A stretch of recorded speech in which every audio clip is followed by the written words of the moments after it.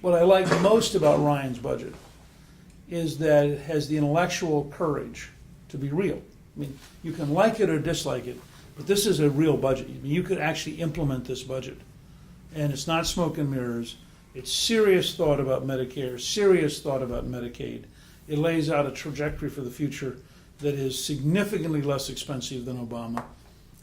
He's trapped to some extent by the government biases of the Congressional Budget Office and the Office of Management and Budget, because the idea that Obama could get $2 trillion in tax increases and not crush the economy is absurd. The idea that Ryan could have $2 trillion, lower taxes, and not have a dramatically better economy is absurd. None of that gets scored by the Congressional Budget Office, which uses I think, an essentially socialist model of the economy. So one, I give Paul Ryan enormous credit for having been courageous, having been intellectually coherent. I think it would be fabulous to have a debate between Obama and Ryan. Could you characterize Boehner's performance thus far? It's very methodical. I mean, he's like Woody Hayes football. His whole model is, 4 or 5 yards of play. Just keep grinding it out. And Hayes, he is an Ohioan. He grew up in the shadow of Hayes.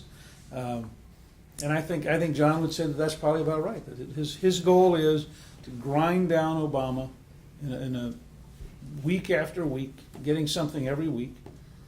And I think he's probably furious at the way Obama lied to him. Despite its red flags, you support ethanol, correct? Sure. Why? I first voted for it in 1984, and President Reagan signed the bill. And the reason is simple. I would rather pay American farmers in the Midwest than pay Chavez or Ahmadinejad or the Saudi monarchy. And it clearly substitutes for some oil imports in a significant number. Corn-based or switchblade grass-based? I'm for any biofuel that's practical. I think you want to have American farmers successful.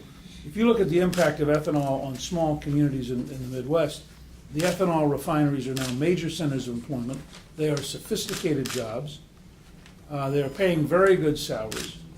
And they're a real part of an infrastructure of economic opportunity. And I would rather have that money spent here than have it spent in Saudi Arabia or Venezuela or Iran.